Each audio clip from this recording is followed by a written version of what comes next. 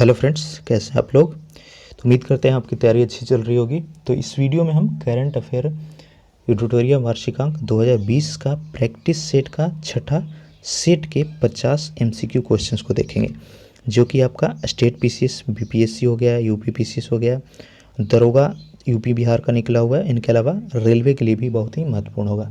तो चलिए देखते हैं पहला क्वेश्चन। अगर इससे पहले का पार्ट आप नहीं देखे हैं सेट, तो उसका लिंक डिस्क्रिप्शन में दे दिया गया है, प्लेलिस्ट बना के वहाँ से आप देख सकते हैं।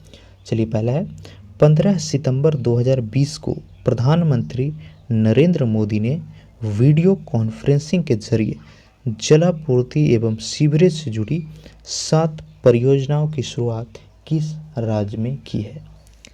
देखिए, अगर थोड़ा सा आप सेंस लगाइएगा तो इस प्रश्न का आंसर नहीं पढ़े हैं तो भी सही कर पाइएगा। अगर आप न्यूज़ देख रहे होंगे तो जो पॉलिटिकल पार्टियां हैं, चाहे बीजेपी हो, कांग्रेस हो, सब इलेक्शन के टाइम में ही सबका नींद जागता है। और अभी कहाँ पर इलेक्शन होने वाली है? बिहार में। तो इसका सही आंसर होगा बिहार ही। ठीक है, बिहार में ही इन 7 परियोजनाओं की शुरुआत की गई। नेक्स्ट देखिए, ease of doing business, very important question.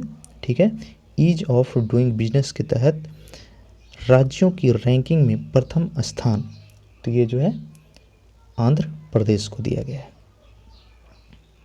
तीसरा क्वेश्चन, सितंबर 2020 में 5वें ब्रिक्स देशों की मंत्री स्तरीय बैठक की अध्यक्षता किस देश द्वारा की गई। ठीक है, 5वें ब्रिक्स देशों की मंत्री स्तरीय बैठक, तो ये जो है किया गया है रूस के द्वारा। चौथा देखिए, निम्नलिखित में से किस राज्य सरकार ने कुशल श्रमिकों के लिए रोजगार सेतु, इंपॉर्टेंट है, रोजगार सेतु योजना की शुरुआत किसने की है? सही हो जाएगा मध्य प्रदेश के द्वारा। पांचवा क्वेश्चन, हाल ही में नेपाल सरकार द्वारा जारी नए मानचित्र में काला पानी को नेपाली सीमा का क्षेत्र बताया गया है, जो विवाद का विषय बना रहा। यह काला पानी क्षेत्र किस भारतीय राज्य में स्थित है? देखिए, अगर आप बिहार से हैं तो आपको पता होगा कि नेपाल का बाउंड्री बिहार में लगता है, तो आपको ज़्यादा चांस है कि आप गलत मार देंगे, बिहार मार देंगे। एग्जैक्ट मैप को अच्छे से आप पढ़िएगा। ठीक है, तो ये जो है उत्तराखंड के साथ टच किया हुआ है, तो आंसर बी होगा, ना कि बिहार होगा। छठा देखिए, उस भारतीय का नाम बताइए जिसने हाल ही में विश्व स्वास्थ्य संगठन के 34 सदस्यीय कार्यकारी बोर्ड के अध्यक्ष के रूप में कार्यभार संभाला है। तो ये जो है कार्यभार दिया गया है भारत के स्वास्थ्य मंत्री डॉक्टर हर्षवर्धन को। 7वां क्वेश्चन, आईसीसी ने किसकी अध्यक्षता में गेंद को चमकाने के लिए थूक का इस्तेमाल न करने पर पाबंदी लगा दी। देखिए, कोविड-19 फैलने से उसको रोकने के लिए यह आईसीसी ने नियम बनाया कि कोई भी जो स्पिनर होगा वह थूक न लगाएगा। ठीक है, बॉल में। इसका सही आंसर हो जाएगा ऑप्शन ए, अनिल कुंबले के नेतृत्व। भारतीय नौसेना ने कोविड-19 महामारी से लड़ने वाले स्वास्थ्य कर्मियों के लिए पीपीई किट का निर्माण किया। उसका नाम क्या है? इंपॉर्टेंट है, भारतीय नौसेना द्वारा पीपीई किट बनाया गया है, जिसका नाम रखा गया है नवरक्षक। ठीक है, ऑप्शन सी सही होगा। 9वां देखिए, न्यू डेवलपमेंट बैंक यानी एनडीबी का नया अध्यक्ष किनको चुना गया है? आंसर हो जाएगा आपका मार्कोस ट्रॉजी। ठीक है, ऑप्शन सी सही है। चलिए आगे देखते हैं। 10वां क्वेश्चन इंपॉर्टेंट है ये। केंद्र सरकार ने डिफेंस मैन्युफैक्चरिंग यानी रक्षा विनिर्माण सेक्टर में ऑटोमेटिक रूप से एफडीआई की सीमा 49% से बढ़ा करके कितना परसेंट कर दिया है? ये हो जाएगा 74% किया गया। ठीक है, 49% से बढ़ा करके 74%। 11वां देखिए, केंद्र सरकार द्वारा हाल ही में जारी वन स्थिति रिपोर्ट, बहुत ही इंपॉर्टेंट है। अगर वन स्थिति रिपोर्ट का आप हमारा वीडियो नहीं देखें तो देखिए, एक एक पॉइंट को अच्छे से उसमें डिस्क्रिप्शन किया हुआ है, उसका लिंक हमने डिस्क्रिप्शन में दिया हुआ है। वन स्थिति रिपोर्ट से श्योर प्रश्न आपके पूछे जाएंगे। ये हर 2 वर्षों के बाद जारी होता है। तो इस वर्ष जो है सबसे अधिक वन आच्छादित क्षेत्र किस राज्य में है? आंसर हो जाएगा कर्नाटका। क्षेत्र बढ़ा है, सॉरी, क्षेत्र बड़ा है, ठीक है। तो ये कर्नाटका में है। और सबसे ज़्यादा वन कहाँ पे है, तो वो मध्य प्रदेश में। दोनों में डिफरेंस याद रखिएगा। चलिए आगे बढ़िए। 12वां क्वेश्चन, केंद्र सरकार द्वारा 2020-21 के बजट में हरित ऊर्जा उपकरणों के आयात पर कितने प्रतिशत शुल्क लगाया गया। देखिए हरित ऊर्जा उपकरण, तो इसको जो आयात होगा उस पर 20% टैक्स लगाया गया है।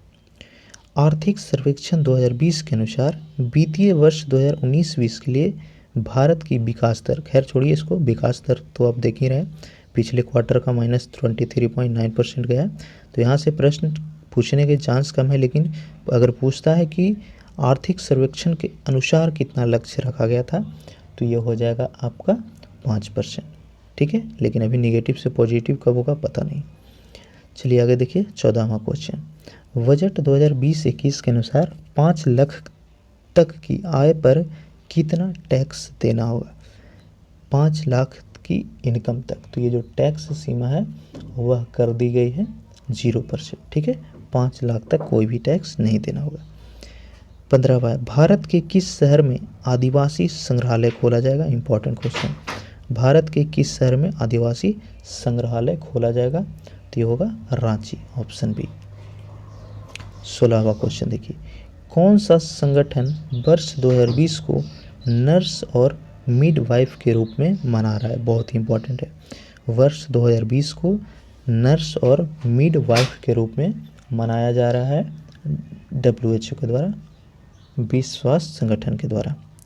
17वां क्वेश्चन इंपॉर्टेंट काफ़ी ज़्यादा, किस राज्य की सोहराई तथा कोहबर कला को GI टैग दिया गया है। तो ये जो दोनों के दोनों हैं वह कौन से राज्य के हैं, झारखंड के, ठीक है। चलिए 18वां क्वेश्चन, हाल ही में कॉमनवेल्थ का 54वां सदस्य देश पुनः कौन बना है। आंसर हो जाएगा मालदीव। 19वां देखिए, ट्रांसपेरेंसी इंटरनेशनल के अनुसार भारत में बजट बनाने का सबसे अच्छा तरीका, ठीक है। भारत में कौन सा राज्य है जो बजट सबसे अच्छे तरीके से बनाता है, तो वह है आसाम।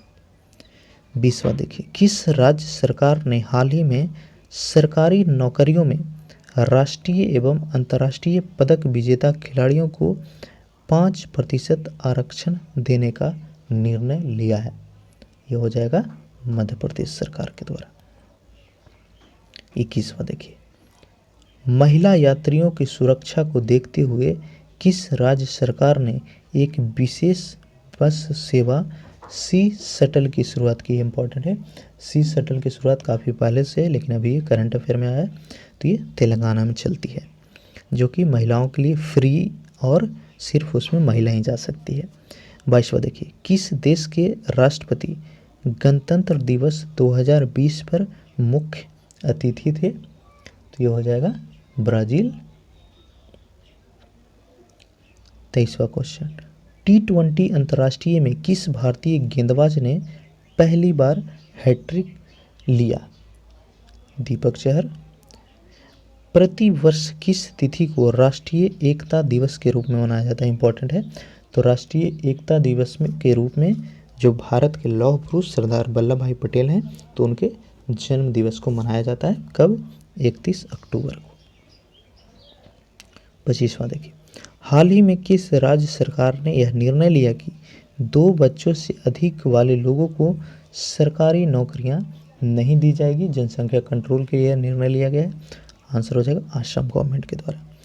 26वां है, हाल ही में प्रकाशित पुस्तक इंपॉर्टेंट है काफ़ी ज़्यादा, प्रकाशित पुस्तक का नाम क्या है, एक्सीडेंटल मैजिक। तो इसके लेखक कौन है, केशव गुहा। ऑप्शन ए सही है। अगला देखिए 27वां क्वेश्चन, दुनिया का पहला CNG टर्मिनल भारत के किस शहर में स्थापित किया जाएगा। देखिए राज्य तो आप पीछे देखें गुजरात, तो वहाँ पे कौन सा शहर होगा, वो होगा भावनगर में। 28वां है, हाल ही में खोजी गई एशियन जंपिंग मकड़ी का नाम किस भारतीय क्रिकेटर के नाम पर रखा गया है। आंसर हो जाएगा सचिन तेंदुलकर।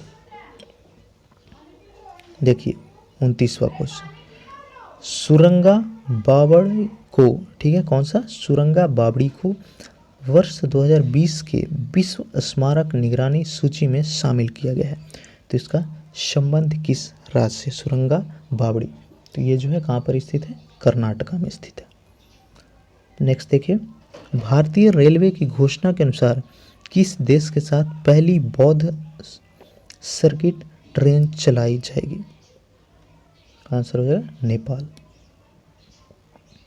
31वां देखिए, भारत की पहली नेत्रहीन आईएएस महिला, काफ़ी इंपॉर्टेंट है, नेत्रहीन होने के बावजूद उन्होंने यूपीएससी के एग्ज़ाम को अच्छे रैंक से क्रैक करके आईएएस बनी है, तो ये है प्रांजल पाटिल, ऑप्शन बी।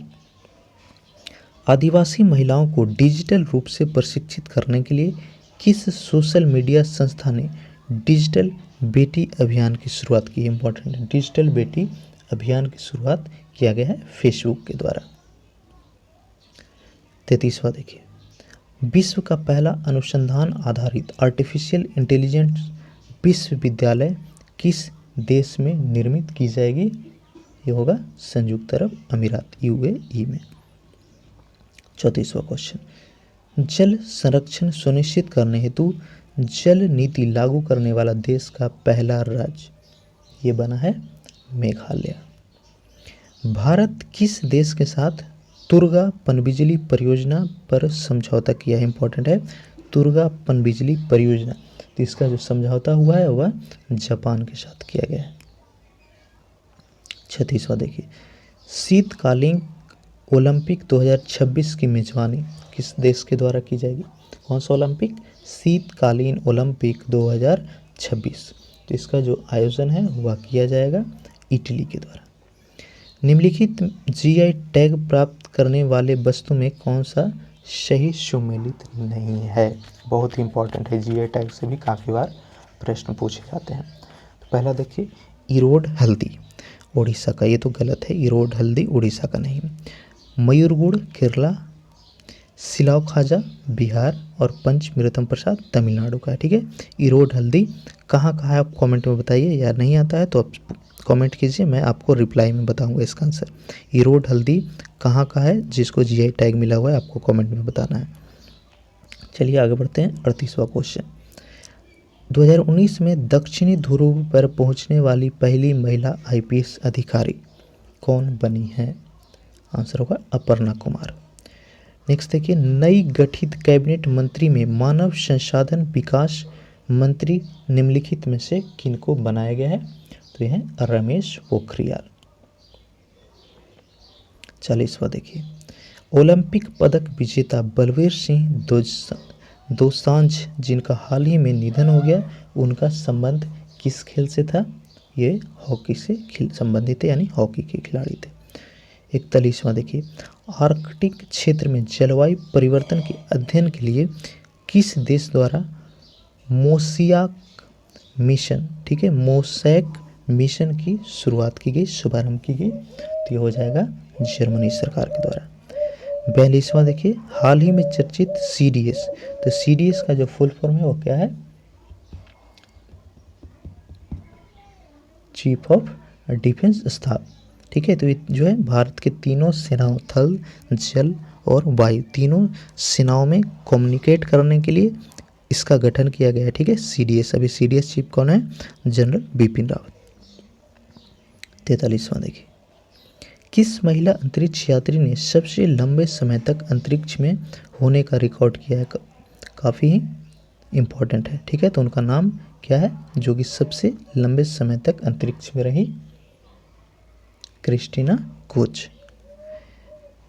44वां है, हाल ही में किस सोशल मीडिया प्लेटफॉर्म द्वारा कैच अप नामक कॉलिंग एप्लीकेशन लॉन्च किया गया है, कैच अप कॉलिंग एप्लीकेशन, ये लॉन्च किया गया है फेसबुक के द्वारा।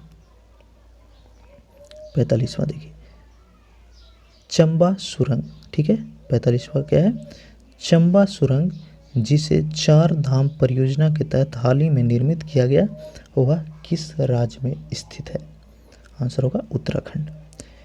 हाल ही में किस राज्य सरकार ने खेलों को उद्योग का दर्जा दिया, यानी जो भी गेम्स होगा वह इंडस्ट्री के रूप में वहाँ पे दर्जा दिया गया है, तो ये मिजोरम सरकार ने दिया है।